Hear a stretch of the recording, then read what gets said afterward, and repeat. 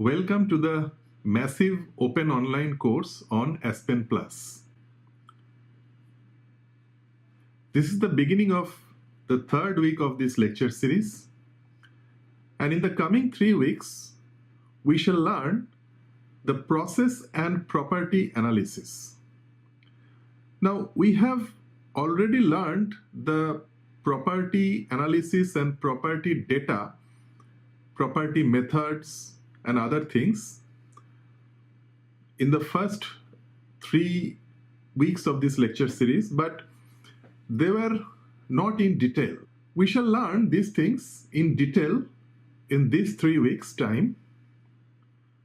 Mainly, we will cover these 11 items. First, we will learn what is the usefulness of Aspen Plus in modeling physical properties. We will model pure binary and ternary and multiple mixture systems. Pure means pure components. Binary means there will be 2 components in a system. Ternary means 3. And if we have 4 or more components, we'll study it as multiple mixture systems. And then we will understand the relevant property methods and how to select those property methods in the system. Basically, these property methods will depend upon whether the system is ideal or non-ideal. And if it is non-ideal, then what kind of property method will fit to the experimental results that we got by studying those systems. So we will learn all these things. Basically, we know that there are 3 types of models. One is ideal model. If the system is ideal system, that means for gases, it will follow ideal gas law, PV is equal to nRT. Or if it is ideal solution, that means if the solution follows Raoult's law and Henry's law, then it is called ideal solution. In such system, we will use ideal model. But if that is not, if it is real system or real gas or real solution, in that case, we will use either equation of state model for real gas and activity coefficient model for real solution. And we'll also have some special models like amines, steam, because those are the things which are specific to certain systems where amine components are there or where we have steam. So we have special models for that. We will also learn them. Basically, we will get the pure binary and ternary parameters because all those models, whether it is for pure or binary or ternary or multi-component mixtures, we will have some kind of model equations. Model means we have a set of equations which will define the whole model. So if there are models, we will have model parameters also.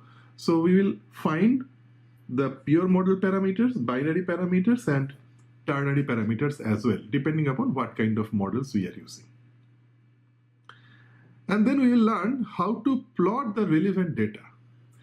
We will learn how to find the enthalpy versus T or enthalpy versus pressure, or we can get TXY or PXY diagram, that is temperature versus the mole fraction in liquid as well as vapor phases, pressure versus XY, or simple XY, it is VLE, that is vapor liquid equilibrium. So mostly it will have this kind of diagram where this is X, this is Y. X means the mole fraction of a component in liquid phase, Y means the mole fraction of the same component in vapor phase. We will have PTXY diagram also, and we will have ternary diagrams. Ternary diagram is for tertiary system where we have 3 components and we will have this kind of diagram. You might remember that for extraction, we use this kind of diagram where these peaks of this triangle they represent 100% of components. Say this is 100% A, this is 100% B, and this is 100% C. So where A, B, C are the components, and obviously this portion is 0% C, this is 0% B, this is 0% A. Now if we have a component somewhere here, that means it is say 15% of A and 15% of C, and it will have 70% of B, something like that. So that's how it will constitute total 100% of a mixture. Next we will learn the manipulation of raw theoretical and experimental data via regression.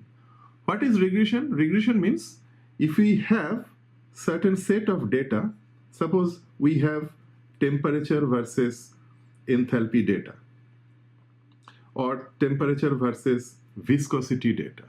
We know viscosity depends upon temperature, or say vapor pressure of a liquid at particular temperature. We can get that particular relationship. So it is C1 plus C2 into T plus C3 into ln and so on. So regression means if you have this T versus P experimental data, you have to find C1, C2, C3. These are the unknown model parameters that we can find out through regression. Then we will learn about NIST thermodata engine and DCHEMA. This is basically data bank or data bank of experimental data, because everywhere throughout the world research is going on, and every now and then the researchers are producing loads of data and they are publishing those data in open literature. So the concerned team in this NIST, they collect all those data and then they store it. And fortunately, the Aspen users, they get it free of cost. So we have a link where if you click it, you will go to the NIST thermodata engine. Through that engine, you can get loads of information, and from that you can choose the correct set of data through which you want to do the modeling. Similarly, DCHEMA is also another source of data, but unfortunately this is not free of cost. You have to pay. This is pay per data basis you can get. And finally, when you get all those things, you have to generate report, because working with modeling and getting the parameters is not enough. You have to generate certain report which you can show it to your team members for further discussion. And in that report, you have to produce tables, charts, graphs, and relevant plots. You have to produce the model fitting parameters also for further calculation or further use for whatever simulation you do. So this is reporting of relevant result also we will learn. Now to learn this section of property analysis, we have certain prerequisite without which we cannot go forward. The first thing is chemical engineering basics. You have to have some basic knowledge in chemical engineering. And then also you have to have some knowledge in physical chemistry, transport phenomena, and process and thermodynamics. This you have to have basic knowledge in order to learn this subject. What is the benefit? You will learn how to select a suitable property method correctly, because choice of suitable property method is very crucial for correctness of a simulation. If your system is non-ideal and if you use an ideal property method, you will not get accurate result. Your real life process and your simulated process will be far apart. So which kind of property method has to be chosen for which kind of system? This you will learn in this course. And not only that, you have to learn how to set a physical property environment for process simulation. It is not that a process has only one property method.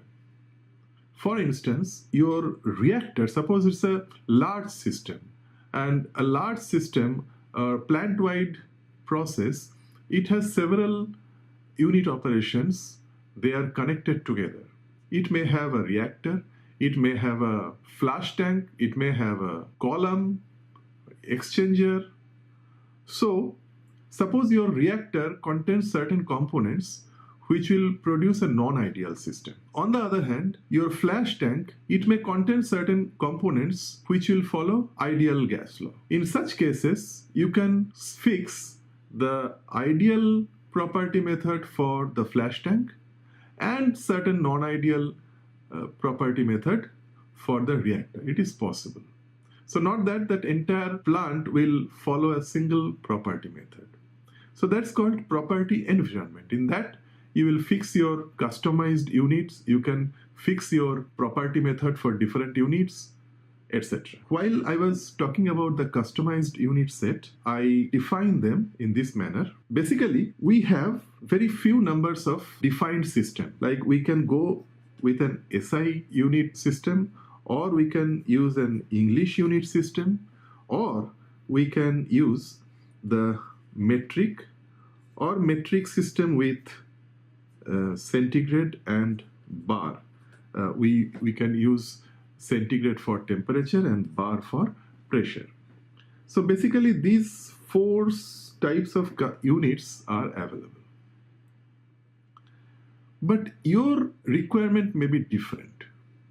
If you go by SI unit, by default, your flow rate will be kg per second. But the data may be 10 to the power minus 5 kg per second if you use SI unit. So you may not like this particular figure, So instead of that, you may like to have a flow rate of kg per hour. Okay. By doing so, this particular figure will have a higher number. Right? So your flow rate you may choose kg per hour. Viscosity in SI unit it is Pascal second, but most common unit for viscosity is centipoise. Most of the books or literature they report in centipoise. So you may like to use centipoise, not Pascal second. Similarly, PSI for pressure. PSI is most common unit for pressure. But SI unit is not PSI. It will have Pascal. So, it is possible for you to customize an unit set where you can look for the units which you want to use. So, it may be a mix and match kind of unit set which will use some units from SI unit, some from English unit, FPS system, or some from metric system. For that, let us go to the Aspen domain. Now here you see unit set, okay? And you define your preferred units for measure of values of all physical types. So just click on here. Here you see you have English, metric C bar and SI. Here you can say new. That means you are looking for a new kind of customized unit. So you can name it like my unit. So create this new ID and it says copy from SI. If you say that most of your units will be SI unit, but some of the units you want to customize to make your life easier. In that case, copy everything from SI unit. So everything is copied. Now, the mass flow rate, instead of kg per second, you can take kg per hour. This flow, choose kg per hour. You may not like cubic meter for volume. You may like to have liter instead. So you can say liters per hour, volumetric flow rate. Okay. Temperature, you may like to have degree centigrade. Okay. Then pressure, Newton per square meter is not your preferred unit. You may like to use PSI. Just use PSI.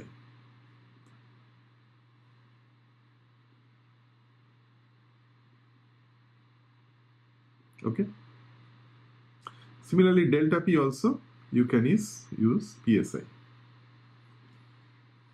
Okay. Now these are more general standard units. Heat related unit, instead of joules, you can use kilojoules. Okay. Similarly, transport units, instead of volume, you can use liter. Okay.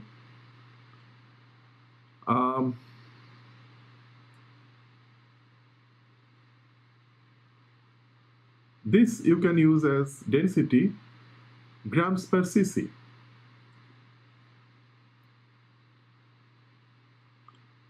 Concentration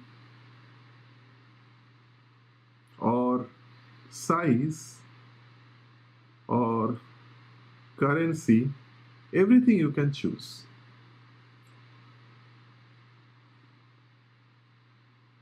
Viscosity, it is Newton second per square meter, but you may look for centipoise. So you just use centipoise. Okay. So you go to unit set again. So your my unit is set. This is user defined unit set, and this set will have all units as per your choice. That's how you can create and customize unit set. Next, we will discuss about the free water versus dirty water. This free water and dirty water you might have come across in the first 3 weeks lecture.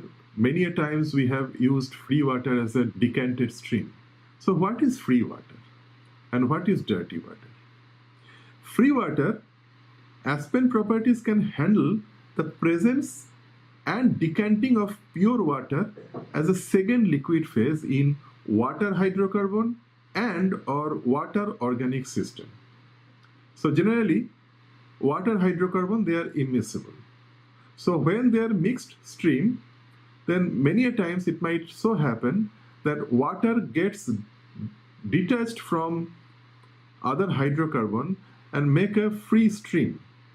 Okay, so it is no longer a vapor liquid equilibrium, rather it is vapor liquid liquid equilibrium, where two liquid streams are present in the system, and one of them may be a free water, which is absolutely pure water which is coming out of the stream as decanted stream.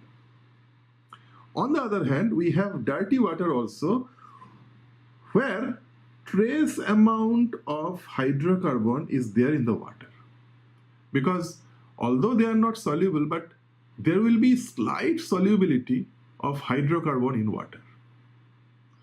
And we have certain solubility models also available in Aspen property base, where the solubility of hydrocarbon in water is calculated. And when that kind of system is simulated, we can safely call it dirty water. So that is the difference between free water and dirty water. Free water is absolutely pure, and dirty water has trace amount of hydrocarbons in it. Then many a times we have come across Henry's component in simulation. Now, what is Henry's component?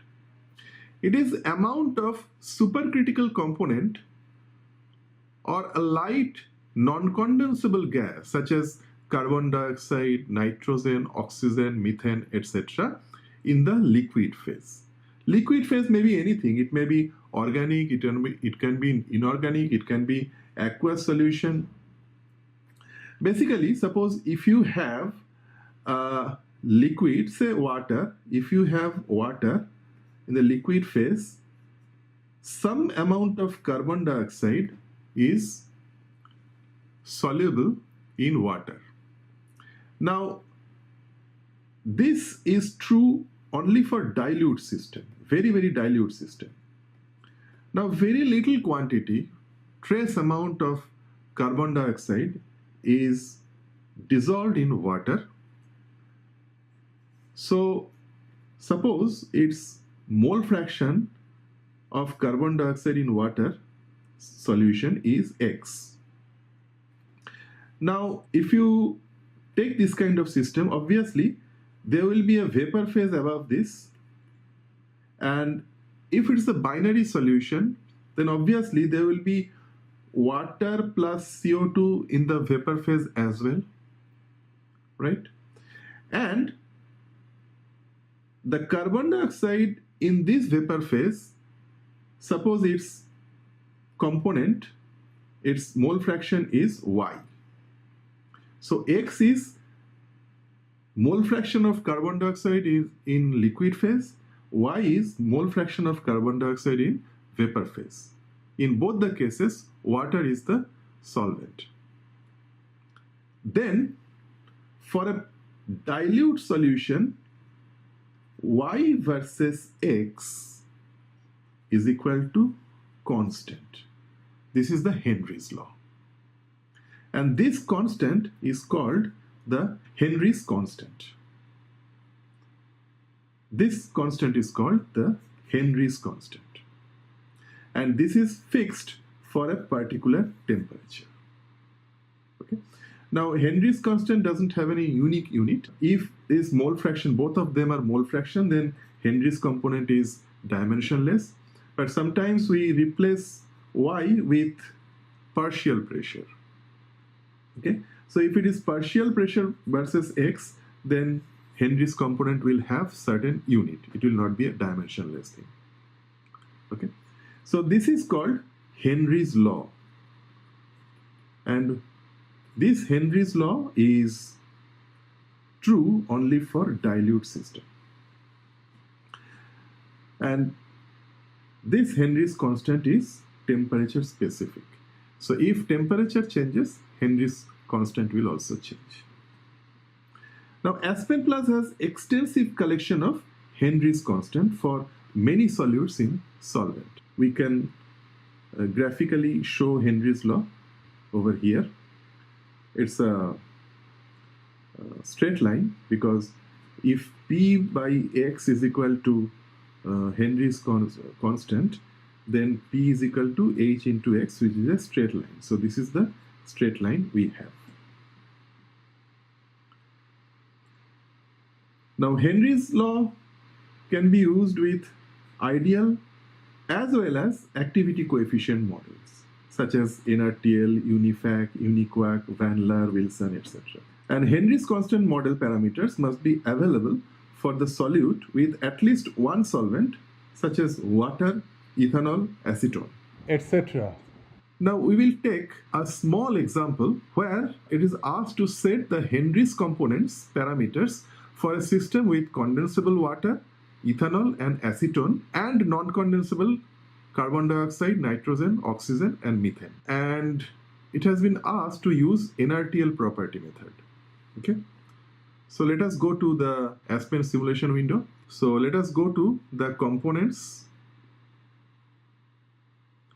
So we have water, ethanol and acetone,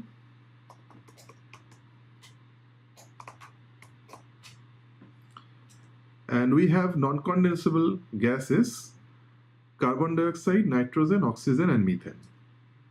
So carbon dioxide, nitrogen, oxygen, and methane.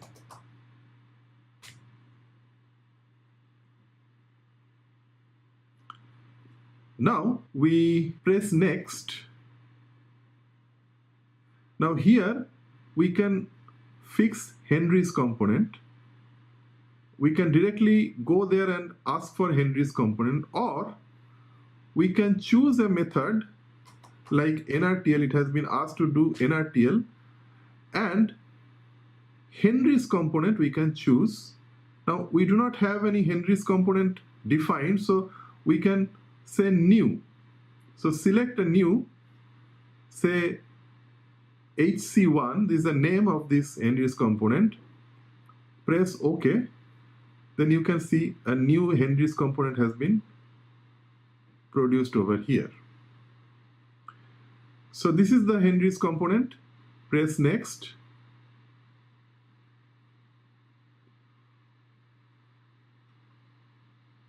Now say CO2, N2,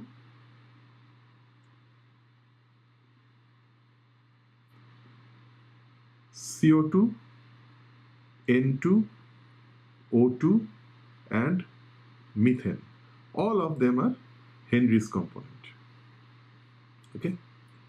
So immediately you can find a Henry's component binary interaction has been produced over here. So these binary interaction parameters are temperature dependent. So this is T dependent. Now we can run it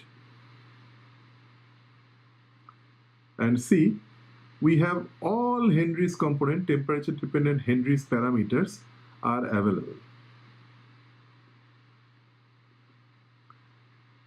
So there are 4 gases, CO2, N2, O2, and methane, and there are 3 solvents.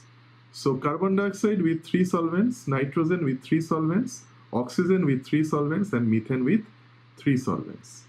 So 3 into 4, so total 12 combinations of component I and J. Their Henry's parameters Aij, Bij, Cij, Dij, and their temperature limit. So this is the limits of temperature within which these Henry's parameters are valid. And all these temperatures are in degrees centigrade. Okay. So this is how you generate the Henry's component, you set the Henry's component, and Henry's parameters are available.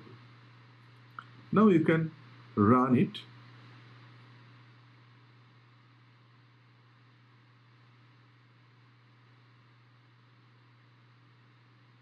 And all the property method is set with NRTL. Okay.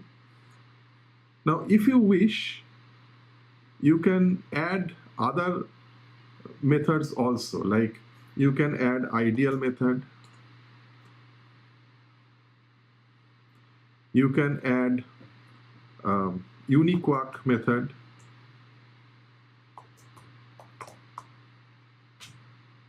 there are new uniquark has come up. You can use Van Laer method. The new Van Laer has come. Okay. Now, if uniquark method is there, then you have to get the parameters for uniquark also. So this is the uniquark parameters. Okay. Next, we will learn about the component types. Okay. What are the component types? There are basically 6 types of components. The most common is conventional type component. It is single species fluid, either vapor or liquid. And typical components that may participate in the vapor liquid phase equilibrium. Almost 90% components fall under this category. They are conventional. Also, we have solid component type. This is also single species solid. properties are calculated by solid-based model. And most of the metals, they come under this, say iron or silver or gold. Sometimes the common salt NaCl, that also we can use as a single species solid. Then non-conventional solids that are not pure chemicals, because they are not represented as molecular components, such as coal or wood pulp. Now you see, what is coal? Coal is not a single species. Coal is composed of carbon, other volatile components, and ashes, okay, among others. So it is not a single species. It is a combination of various chemicals. Same is for wood pulp.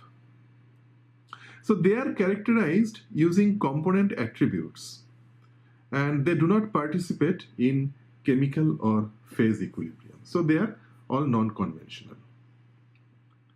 Then the fourth category that we have is pseudo-component, assay or blend. Mostly they represent the petroleum fractions. So they are characterized by boiling point, molecular weight, specific gravity, and some other properties also. Okay. The fifth one is polymer, oligomer, and segment. And these components are used in polymer models. Those who work with polymer chemistry or polymer engineering, this kind of component types are very useful for them. And lastly, we have hypothetical liquid. It's a component type that is mainly used in pyrometallurgical application when modeling a component as a liquid. And its properties should be extrapolated from solid properties. For example, modeling of carbon in molten steel. Then comes component group. What is a component group? Component group consists of either a list of components or a range of components from the component list, or combination of list and ranges. So as we have seen in our list of components that we have used in the example of Henry's component, we have water, we have ethanol, we have acetone, we have CO2, nitrogen, oxygen, and methane. So among this component list, we can make certain groups. And the groups may be something like condensable or non-condensable. Or groups may be gas or liquid. Or the groups may be organic or inorganic, something like that. And sometimes the groups may not be mutually exclusive. In certain cases, a component may appear in more than one group when the groups are not mutually exclusive. I will give an example for that. Now, what are the advantages of making the component group? It helps in tiered stream convergence in recycle loop. Now, to understand this tiered stream concept, we have to understand what is a recycle loop. Suppose we have a reactor whose output is passed through a flash tank. The lower portion of the flash tank, it is a product, and the higher portion of the flash tank, it is unreacted substance which can be recycled back to the reactor so that it doesn't go waste.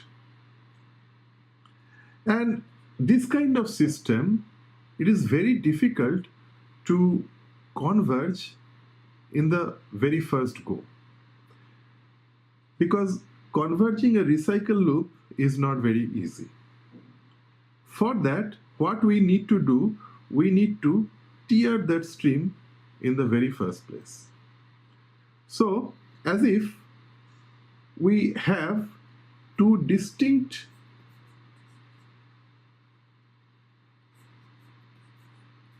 streams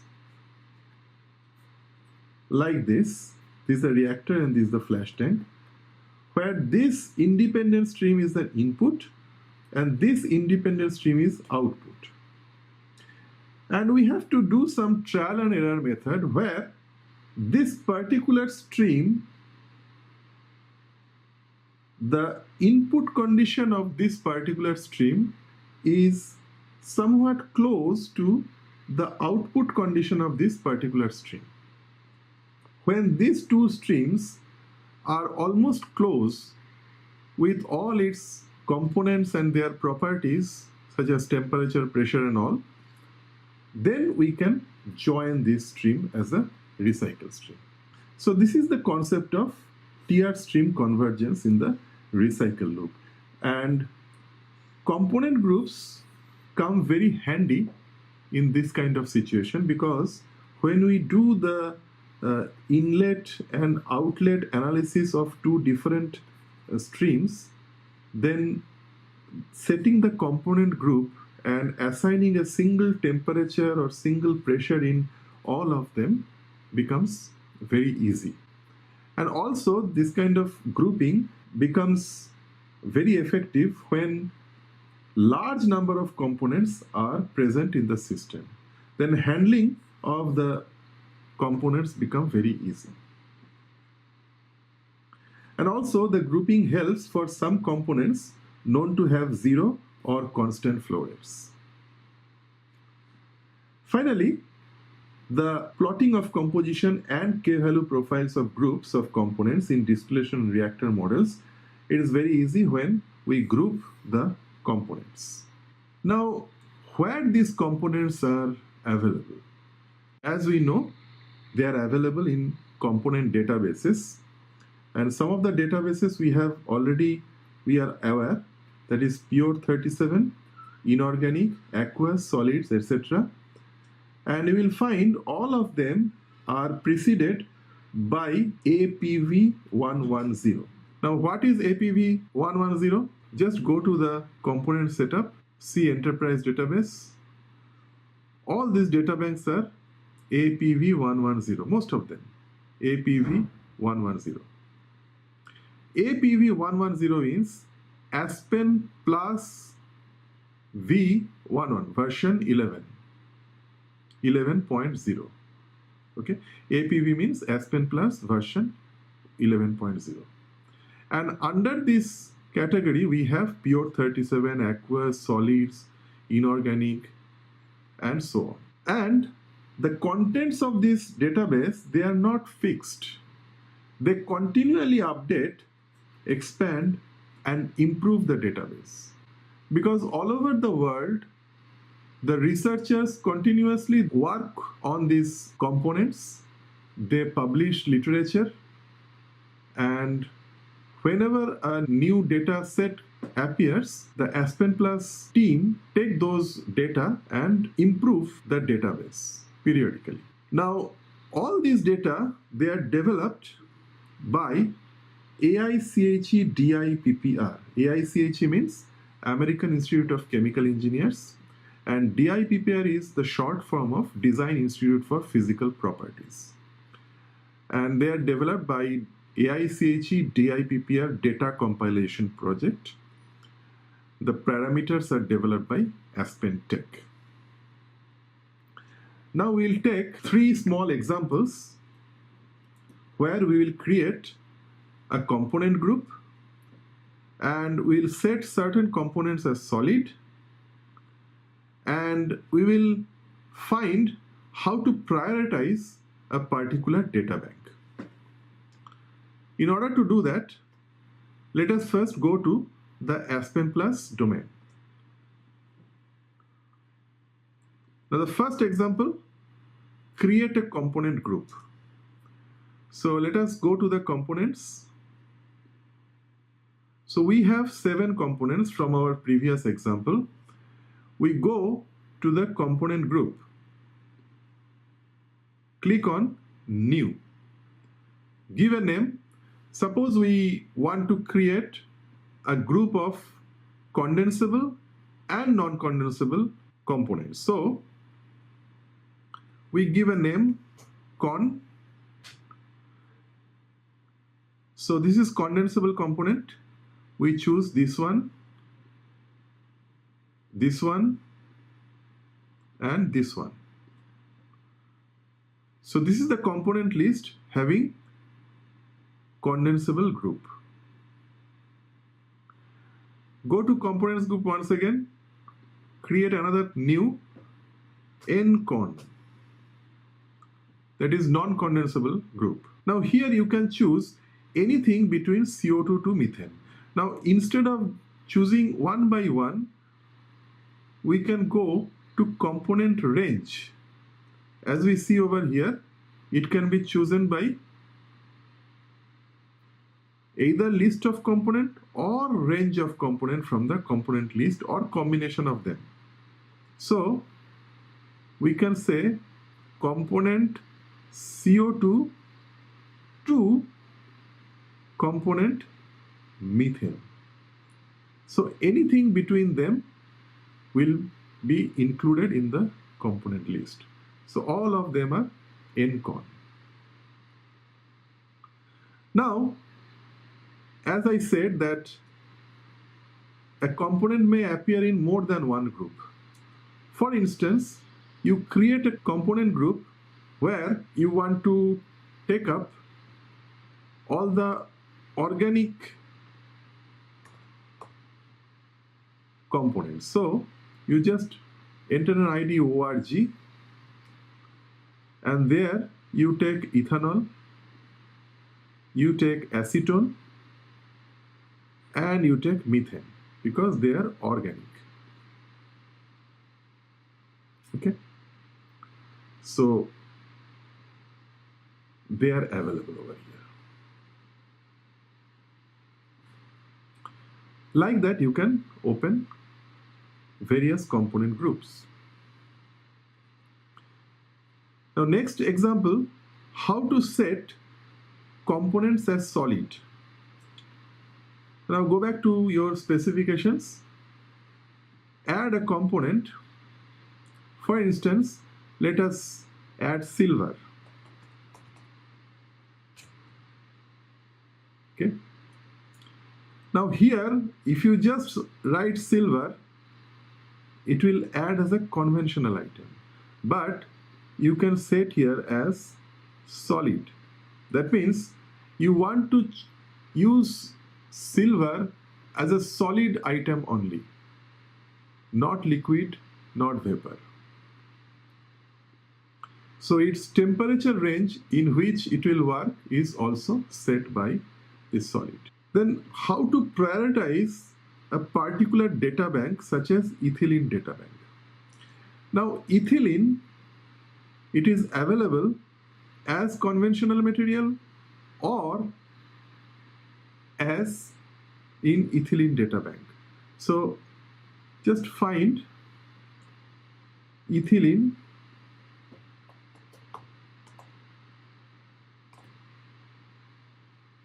find now,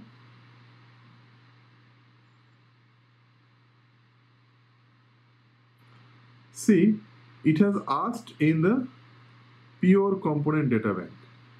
So APV 110.pure37. So it is asking the compound name ethylene. It is looking in APV 110.pure37 data bank.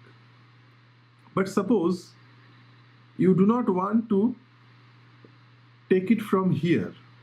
So what you can do, there is a data bank of ethylene, APV 110 ethylene data bank. You just take it over here, and this data bank you prioritize at the top. Okay, so it is coming ahead of pure 37. Now you find this ethylene once again. So you will expect the ethylene to be found in ethylene data bank first, not in pure 37. Let us see. Find now. So it is asking in ethylene data bank. Okay. So that's how you prioritize your data bank where you want to search a particular component. So these are the few data banks that we can further discuss on. APV 110 pure 37. It consists of liquid vapor parameters and universal constants such as critical temperature, critical pressure, temperature and property transition such as boiling point, triple point, etc.